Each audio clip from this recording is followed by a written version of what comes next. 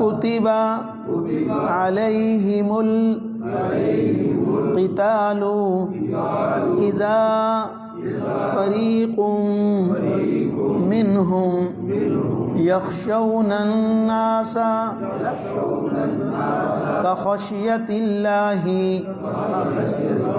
أو أشد خشية فقالوا ربنا لما كتبت علينا القتال لولا أخرتنا إلى أجل قريب قل متاع الدنيا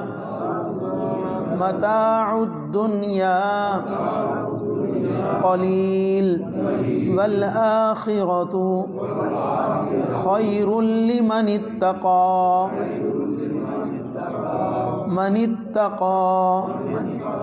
ولا تظلمون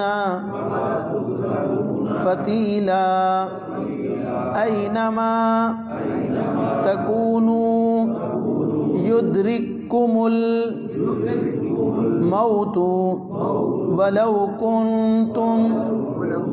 ولو كنتم في بروج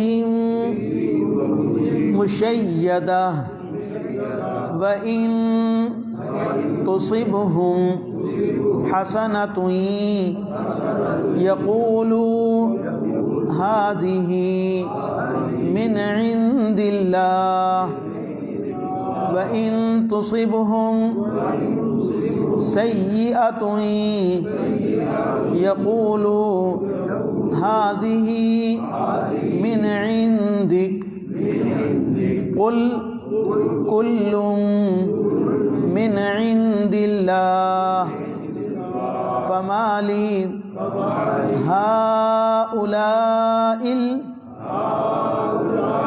القوم لا يكادون يفقهون حديثا صدق الله العظيم اللهم صل على سيدنا محمد وعلى آل سيدنا محمد وبارك وسلم الم ترى کیا آپ نے نہیں دیکھا الی الذین ان لوگوں کی طرف قیل لہم جن کو کہا گیا کفوا ایدیکم روکو تم اپنے ہاتھوں کو واقیموا الصلاۃ اور قائم کرو تم نماز کو وآتوا الزکاۃ اور تم ادا کرو زکوٰۃ کو فلما پس جب کتبہ لکھا گیا فرض کیا گیا علیہم ان پر القتال جہاد اذا فریق منہم اچانک ایک جماعت ان میں سے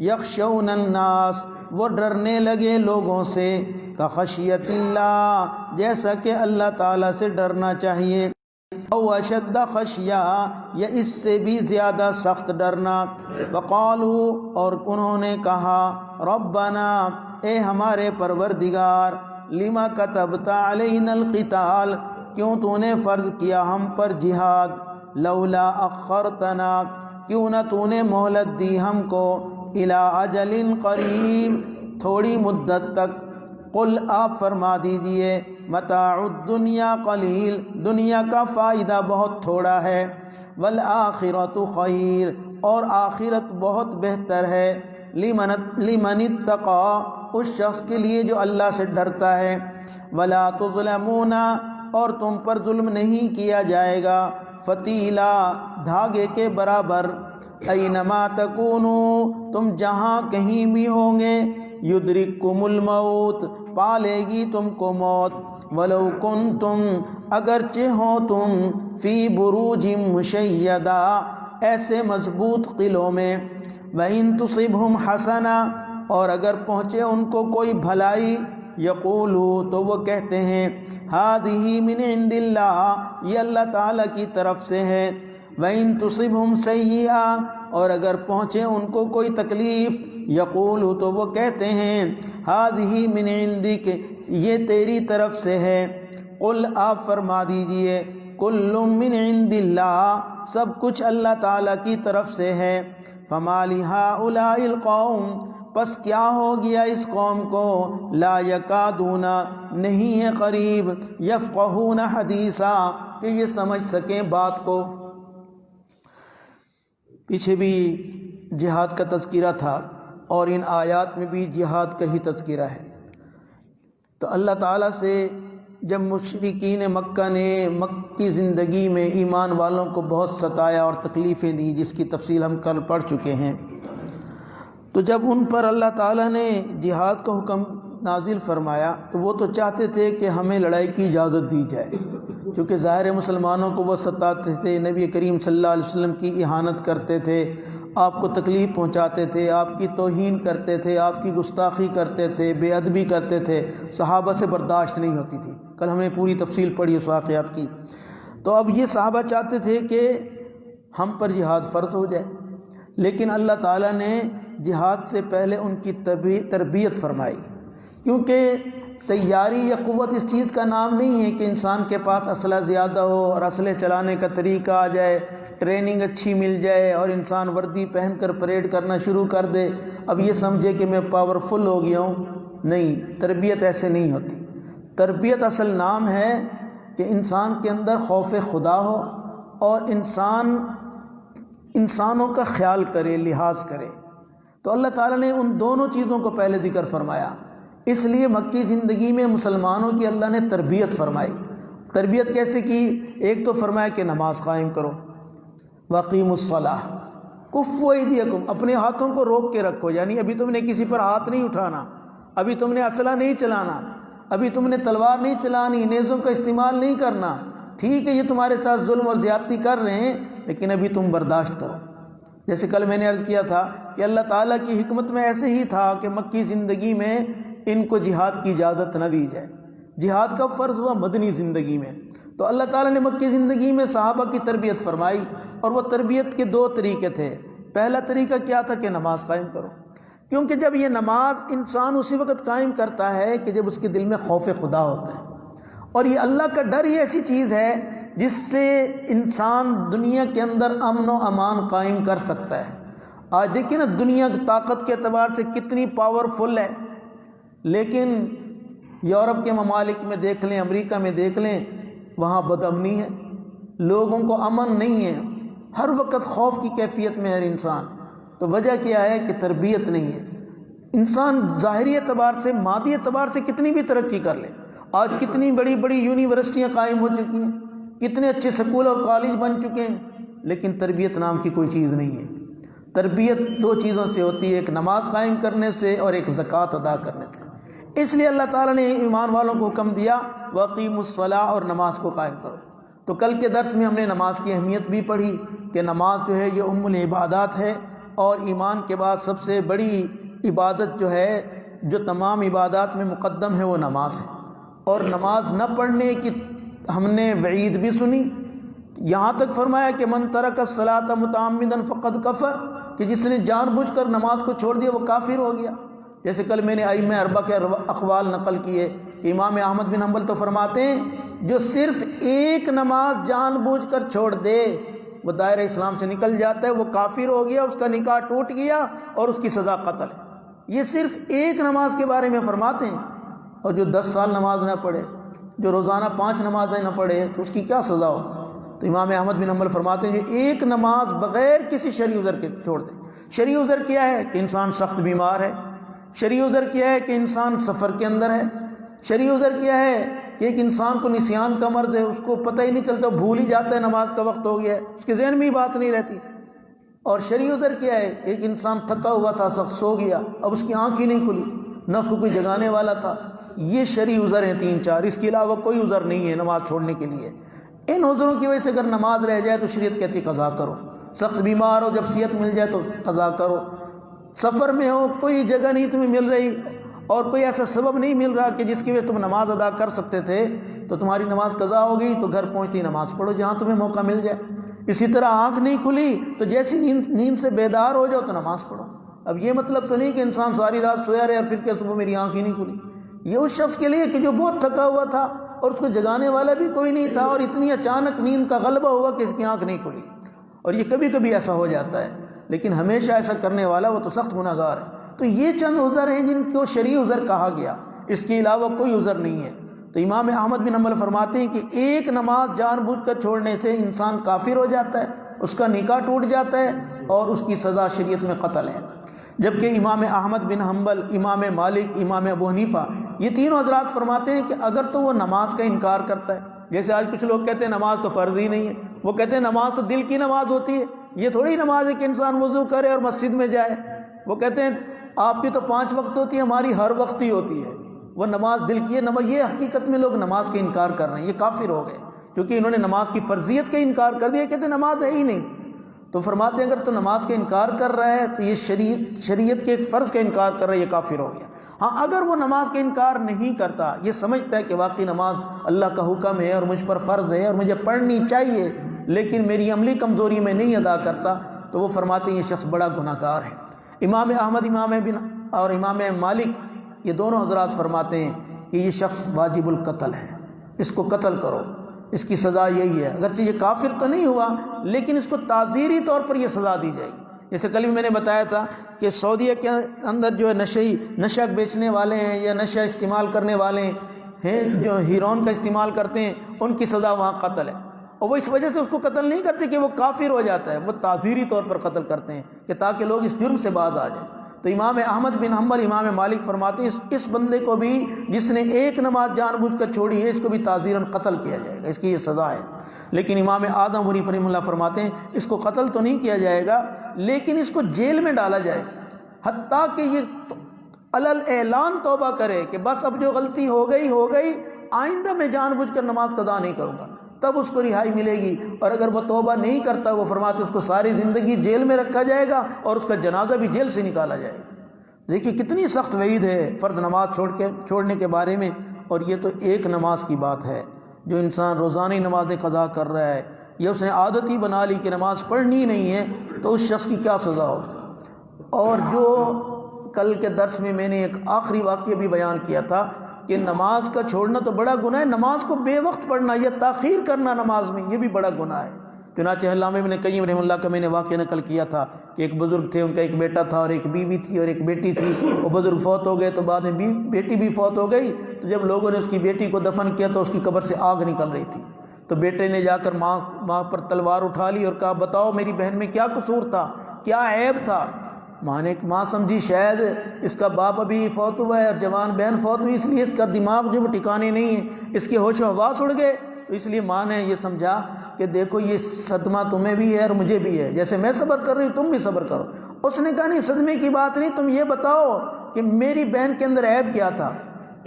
تو جب ماں نے کہا کہ اس کے اندر کوئی عیب مجھے تو نظر نہیں آتا، البتہ ایک تھا کہ وہ نماز جو ہے نا وہ تاخیر سے پڑھتی تھی. نماز کو جب وقت آ جاتا تو وہ نماز میں تاخیر کرتی تھی. تو اس کی وجہ سے پھر بیٹے نے بتایا کہ قبر میں اس کی آگ لگا دی گئی. تو یہ وہ ہے جو نماز تو پڑھنے والی تھی لیکن نماز کو قضا کر دیتی تھی، یا نماز کا جو مستحب وقت ہوتا تھا اس کو نکال دیتی تھی، اس وجہ سے اس کو سزا ہوئی. تو قرآن کیا کہہ رہا ہے کہ وَأَقِيمُوا الصَّلَاةَ، تم نماز کو کیا کرو، قائم کرو، وَآتُوا الزَّكَاةَ، اور پھر زکوٰۃ ادا. اچھا تاخیر سے نماز پڑھنا یہ بھی مومن کی شان نہیں ہے.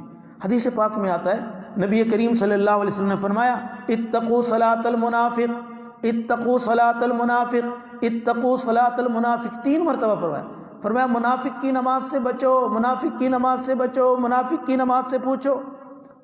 صحابہ نے پوچھا اللہ کے نبی منافق کی نماز کیا ہوتی ہے، وہ کون سی نماز ہوتی ہے جس کو ہم کہ یہ منافق کی نماز ہے؟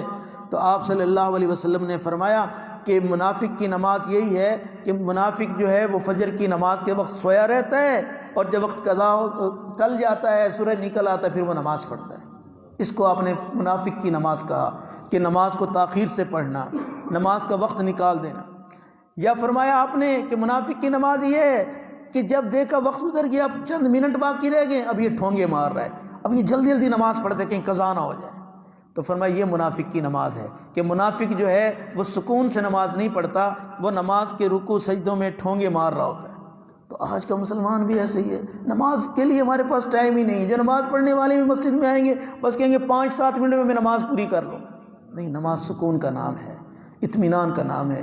نماز کے اس لیے فرائض واجبات علماء نے ہمیں بتائے. آپ نے فرمایا یہ جو ٹھونگے مارتا ہے نماز کے اندر، چونچے لگاتا ہے، آپ نے فرمایا تلک صلاۃ المنافق، تلک صلاۃ المنافق، تلک صلاۃ المنافق. آپ نے فرمایا یہی تو منافق کی نماز ہے، یہی منافق کی نماز ہے، یہی منافق کی نماز ہے، جو جلدی جلدی نماز پڑھتا ہے اور جو نماز کو تاخیر سے پڑھتا ہے. یہ دیکھیں، یہ منافق کی نماز کہے گی. اس لیے نماز کو ہمیں سیکھ کر پڑھنا چاہیے، اطمینان کے ساتھ پڑھنا چاہیے، آرام کے ساتھ پڑھنا چاہیے. نماز نام ہی خشوع و خضوع کا ہے. تو حضور صلی اللہ علیہ وسلم نے ایک حدیث مبارکہ میں فرمایا کہ جس کی عصر کی نماز فوت ہو جائے، فرمایا وہ ایسا ہے کہ گویا اس کا سارا گھر بھی لٹ گیا اور اس کے سارے گھر کے افراد بھی مر گئے. فَكَأَنَّمَا وُتِرَ أَهْلُهُ وَمَالُهُ مَنْ فَاتَتْهُ صَلَاةُ الْعَصْرِ. فرمایا جس کی عصر کی نماز فوت ہو گئی، عصر کی نماز قضا ہو گئی، فَكَأَنَّمَا وُتِرَ أَهْلُهُ وَمَالُهُ، ایسا ہے کہ اس کے گھر کا سارا سامان لٹ گیا ہے اور اس کے گھر کے سارے افراد مر گئے. اندازہ لگائیں کتنی سخت وعید آپ صلی اللہ علیہ وسلم نے فرمائی ہے. اور فجر کی نماز کے بارے میں کیا فرمایا کہ جو فجر کی نماز میں سویا رہا، فجر کی نماز ہی نہیں پڑھی، تو میں اس کے کان میں شیطان نے پیشاب کر دی ہے. بعض علماء نے تو یہاں تک لکھا کہ شیطان اس کے منہ میں بھی پیشاب کر دیتا ہے. اب جس کے منہ میں شیطان پیشاب کر دے، بتائیں کہ اب اس کے منہ سے سچ نکلے گا؟ وہ سارا دن جھوٹ بولے گا، گالی گلوچ کرے گا، غیبت کرے گا، چغلی کرے گا، ہر ایک کے ساتھ جھگڑا کرے گا، ہر ایک کے ساتھ منہ ماری کرے گا. یہ وجہ ہوتی ہے کہ شیطان نے منہ میں پیشاب کیا ہوتا ہے. یہ جس کے کان میں شیطان نے پیشاب کر دیا، اب اس کے کان میں قرآن کی آواز تو نہیں جائے گی، قرآن کی تلاوت تو اس کے کان میں نہیں سنائی دے گی. وہ سارا دن پھر گانا بجانا، گالی گلوچ، چغلی، غیبت اور الزام تراشی، تہمتوں والی باتیں سنے گا، کیونکہ اس کے کان میں شیطان نے پیشاب کیا ہوا ہے. شیطان خود کتنا منحوس ہے، تو جس کے کان میں شیطان پیشاب کر دے، اور پیشاب کس قدر ناپاک چیز ہے. معصوم چھوٹا بچہ 2 مہینے کا ہوتا ہے نا، اس کا اگر پیشاب کا ایک قطرہ جسم پر، کپڑے پر لگ جائے تو نمازی آدمی سمجھتے میرے کپڑے ناپاک ہو گئے، میرا جسم ناپاک ہو گیا. اس کو سکون نہیں آتا جب تک وہ دھو نہ لے. اور جس کے کان میں شیطان نے پیشاب کر دیا، اور ظاہر وہ تو رج کے پیشاب کرتا ہوگا پھر، اور جس کے منہ میں پیشاب کر دیا ہو تو اس کا جسم کیسے پاک رہے؟ وہ تو باطنی طور پر بالکل ناپاک ہو چکا ہے. اس لیے اب سارا دن اس سے کوئی خیر کی توقع نہ رکھے کہ اس کی زبان سے کوئی اچھا بول نکلے گا، کوئی میٹھا بول نکلے گا، یا اس کے کان کوئی اچھی بات سن سکیں گے. تو اس لیے خیال کرنا چاہیے، فجر کی نماز میں بالکل کوتاہی نہیں کرنی چاہیے. سردی کی شدت ہونے والی ہے تو ایسا نہ ہو کہ بس ہم بستروں سے نکلے ہی نہ. نہیں، نمازوں کا اہتمام کریں، اس لیے کہ قیامت کے دن سب سے پہلے نماز کے حساب ہوگا. اللہ کے نبی صلی اللہ علیہ وسلم نے فرمایا اول ما یحاسب العبد یوم القیامہ، کہ بندے سے قیامت کے دن سب سے پہلے جو حساب لیا جائے گا وہ نماز کا حساب، یعنی پہلا پرچہ ہی نماز کا ہوگا. جو نماز کے پرچے میں کامیاب ہو گیا تو سمجھو باقی چیزوں میں بھی کامیاب ہو جائے گا، اور جو نماز کے پہلے پرچے میں ناکام ہو گیا تو وہ باقی چیزوں میں بھی ناکام ہو. اس لیے اللہ تعالیٰ نے صحابہ کو جہاد فرض ہونے سے پہلے اس بات کو حکم دیا کہ وَأَقِیمُوا الصَّلَاةَ، نماز کو قائم کرو. اور قائم کرنے سے مراد کیا ہے کہ نماز کے فرائض، واجبات، مستحبات، نماز کے آداب کی رعایت کر کے نماز کو پڑھو. اور حضور صلی اللہ علیہ وسلم نے فرمایا نماز کی رعایت کیا ہے؟ فرمایا نماز ایسے پڑھو صلی صلاۃ مودع، کہ یہ تمہاری زندگی کی آخری نماز ہے. جب انسان کو پتہ چل جائے بس آج میں نے زور کی نماز پڑھنی ہے، اس کے بعد میری موت آ جانی ہے، تو وہ کتنے خشوع خضوع سے نماز پڑھے گا. اس کو پتہ ہے کہ میری آخری نماز ہے زندگی کی. تو آپ نے فرمایا ہر نماز کو تم ایسے پڑھو کہ گویا تمہاری زندگی کی آخری نماز ہے. تو آخری نماز کو انسان بڑے اطمینان سے، سکون کے ساتھ، اور اس کے فرائض، واجبات اور سنن مستحبات کی رعایت کرتے ہوئے ادا کرتا ہے. تو اس لیے فرمایا وَأَقِیمُوا الصَّلَاةَ، نماز کو قائم کرو، یہ ہے اقامت صلاۃ. ایک حکم تو یہ دیا صحابہ کی تربیت کے لیے جہاد فرض ہونے سے پہلے. دوسرا حکم کیا دیا اسی آیت میں؟ وَآتُوا الزَّکَاۃَ، اور تم زکوٰۃ ادا کرو. زکوٰۃ نماز کے بعد ایمان والوں پر دوسرا فریضہ جو ہے وہ زکوٰۃ کا ہے. جہاں بھی اللہ تعالیٰ نے نماز کا ذکر کیا ہے ساتھ ہی زکوٰۃ کا ذکر، وَأَقِیمُوا الصَّلَاةَ وَآتُوا الزَّکَاۃَ. ایک جگہ فرمایا فَإِن تَابُوا وَأَقَامُوا الصَّلَاةَ وَآتَوُا الزَّکَاةَ فَإِخْوَانُکُمْ فِي الدِّینِ، کہ اگر یہ کافر لوگ کفر اور شرک سے توبہ کر لیں اور نماز قائم کر لیں اور زکوٰۃ ادا کر لیں تو فرمایا فَإِخْوَانُکُمْ فِي الدِّینِ، بس سمجھ لو یہ تمہارے دین میں بھائی ہیں. اب یہ پکے ایمان والے ہو گئے، سمجھو یہ بھی مومن ہو گئے، یہ بھی ایمان والے ہیں، لہذا فخلوا سبیلہم، اب ان کا راستہ چھوڑ دو. ان سے اب لڑائی مت کرو، جھگڑا مت کرو، اب ان سے جہاد مت کرو، ان سے قتال نہ کرو، کیونکہ یہ تمہارے دین کے اندر شریک ہو گئے، تمہارے ایمانی بھائی بن چکے ہیں۔ تو دیکھو یہاں بھی اللہ تعالیٰ نے زکوٰۃ ہی کا ذکر فرمایا نماز کے بعد، تو زکوٰۃ بھی بڑا اہم فریضہ ہے، اور یہ جیسے مرد پر فرض ہے ایسی عورت پر بھی فرض ہے، اور یہ سال میں ایک دفعہ ہوتی ہے۔ مکی زندگی میں ہی زکوٰۃ فرض ہو گئی تھی، لیکن زکوٰۃ کی مقدار نہیں تھی فرض، بس اتنا تھا کہ غریبوں کی مدد کرو، مسکینوں پر مال خرچ کرو، بیوہ عورتوں پر خرچ کرو، باقی کتنا خرچ کرنا یہ نہیں تھا، جتنا مرضی کر دو۔ لیکن مدینے میں جب حضور صلی اللہ علیہ وسلم تشریف لائے تو مدنی زندگی میں پھر اس کا زکوٰۃ کا حساب بتا دی گئی کہ سال میں ایک دفعہ دینی ہے اور جو ہے 40واں حصہ ادا کرنا ہے۔ تب یہ زکوٰۃ فرض ہے، مرد پر بھی فرض ہو گئی، عورت پر بھی فرض ہو گئی۔ اور یہاں تک اللہ کے نبی صلی اللہ علیہ وسلم نے حدیث میں آتا ہے کہ حضرت زینب رضی اللہ عنہا کے ہاتھ میں کڑا آپ نے دیکھا کہ انہوں نے سونے کا کڑا پہنا ہوا ہے، تو آپ نے ان سے فرمایا کیا تم زکوٰۃ ادا کرتی ہو؟ تو انہوں نے کہا مجھے تو پتہ ہی نہیں کہ زکوٰۃ بھی ادا کرنی ہوتی ہے۔ تو آپ صلی اللہ علیہ وسلم نے فرمایا کیا تم اس بات کو پسند کرتی ہو کہ تمہیں دوزخ کی آگ کے کڑے پہنائے جائیں؟ انہوں نے کہا نہیں اللہ کے نبی۔ دیکھو آپ صلی اللہ علیہ وسلم نے فرمایا جو زکوٰۃ ادا نہیں کرتی جو عورت اور سونا استعمال کرتی ہے تو سمجھ لو کہ اس کو پھر آگ کے کڑے پہنائے جائیں۔ اسی طرح حدیث میں آتے 2 عورتیں آپ صلی اللہ علیہ وسلم کی خدمت میں آئیں، ایک ماں تھی اور ایک بیٹی تھی، تو بیٹی کے ہاتھ میں سونے کے 2 کڑے پہنے ہوئے تھے، موٹے موٹے کڑے۔ تو آپ صلی اللہ علیہ وسلم نے فرمایا کیا تم اس کی زکوٰۃ ادا کرتی ہو؟ تو قالتا لا، وہ دونوں ماں بیٹی کہنے لگی ہم تو زکوٰۃ نہیں ادا کرتے، ہمیں تو مسئلے کا علم ہی نہیں ہے، پتہ ہی نہیں ہے کہ زکوٰۃ بھی دینی ہوتی ہے۔ آپ صلی اللہ علیہ وسلم نے ان کو بھی وہی بات فرمائی، آپ نے فرمایا کیا تم اس بات کو پسند کرتی ہو کہ تمہیں دوزخ میں ڈالا جائے اور قیامت کے دن دوزخ کے کڑے پہنائے جائیں؟ تو وہ چونکہ ایمان والی تھیں اور ان کے دلوں میں صحیح ایمان تھا، تو وہ جو بچی تھی بیٹی جس نے کڑے پہنے ہوئے تھے وہ خود چونکہ اس کی مالک تھی، اس نے اسی وقت وہ کڑے اتارے اور پھینک دیے اور کہنے لگی حضور صلی اللہ علیہ وسلم سے یہ میری طرف سے وقف ہیں، آپ جہاں چاہیں اس کو خرچ کریں، میں دوزخ کی آگ کے لیے تیار نہیں ہوں۔ تو آج عورت سمجھتی ہے کہ سونا تو میں نے پہننا ہے، زکوٰۃ خامن دے گا، اور خامن کہتا ہے سونا اس کا میرا تو ہے نہیں، میں کیوں دوں؟ نہیں، عورت پر فرض ہے اگر وہ سونے کا اور کچھ عورتیں سمجھتی ہیں کہ زیور تو ایسے ہی پڑا رہتا ہے ہم کب پہنتی ہیں۔ سونا جب آپ کے پاس آ گیا، چاندی آ گئی، مال آ گیا، اب تم اس کو استعمال کرو نہ کرو، پورا سال عورت سونا نہ پہنے، پورا سال چاندی کا استعمال نہ کرے، پورا سال پیسے کا استعمال نہ کرے، زکوٰۃ تو فرض ہے، زکوٰۃ تو دینی ہے۔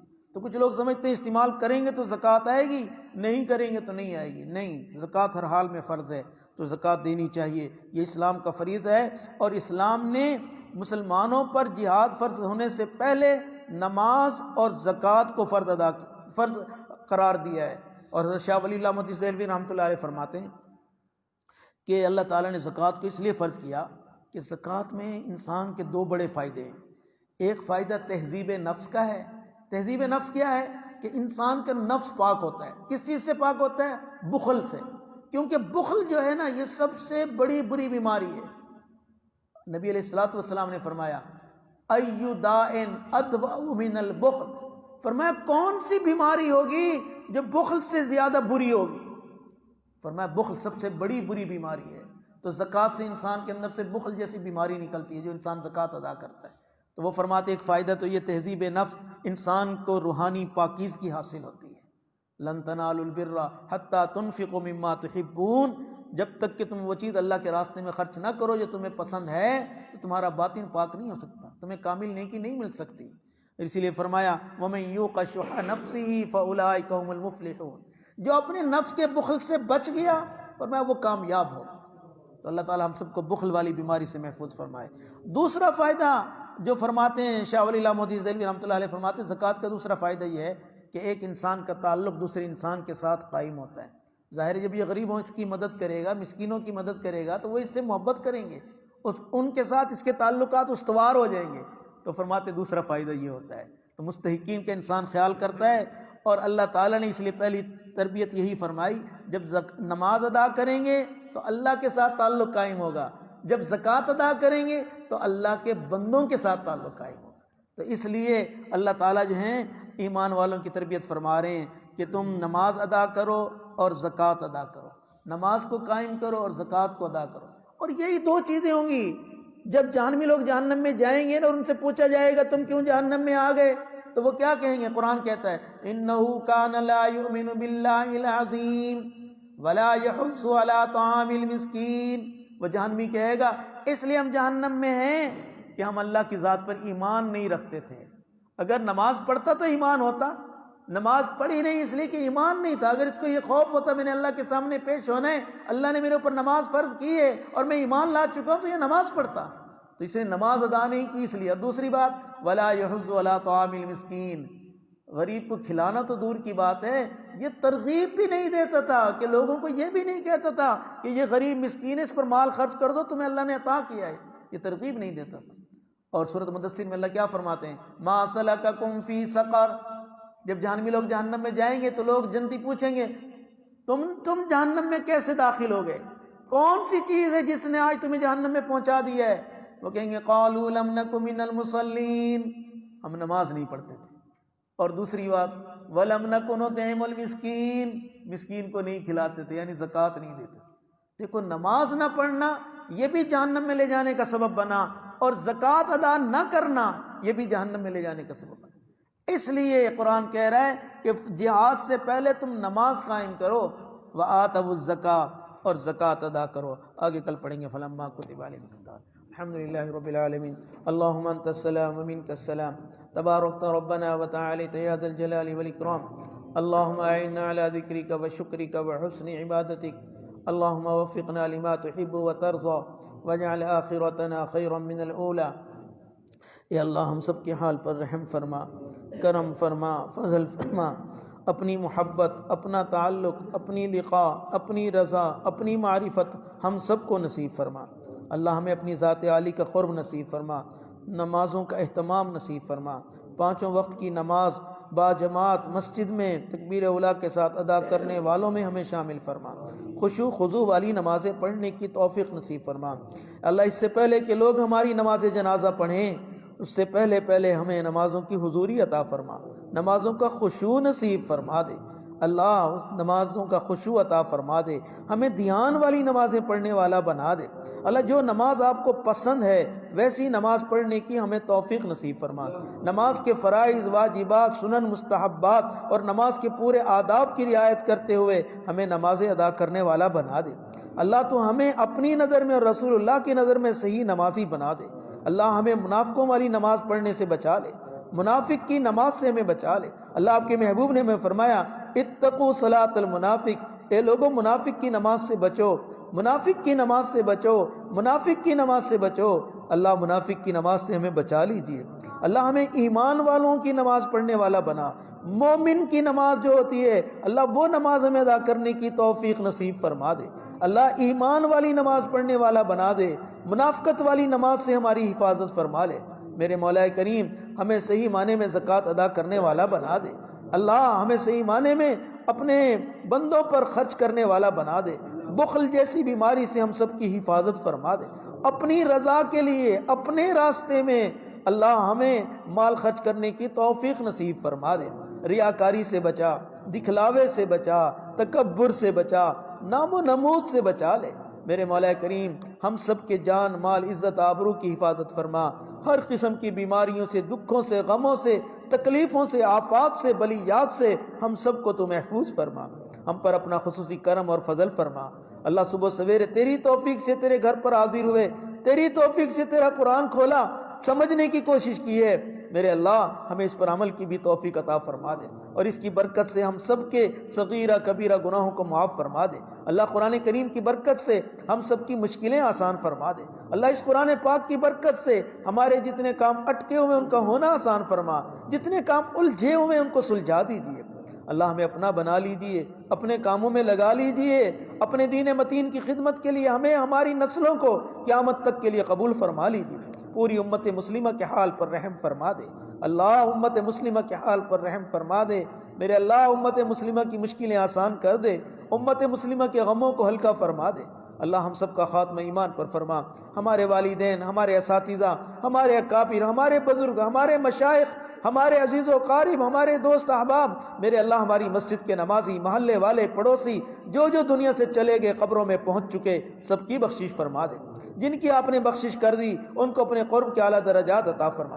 میرے اللہ ہمارے جتنے بھی درس قرآن کے شرکاء ہیں، قریب بیٹھ کر سننے والے ہیں، دور بیٹھ کر سننے والے ہیں، ہماری دعاؤں پر جتنے آمین کہنے والے ہیں، اللہ ان سب کی جائز نیک تمناؤں کو پورا فرما، اللہ ان کے نیک جذبات کو پورا فرما، اللہ ان کی حاجات کو اپنے غیبی خزانوں سے پورا فرما۔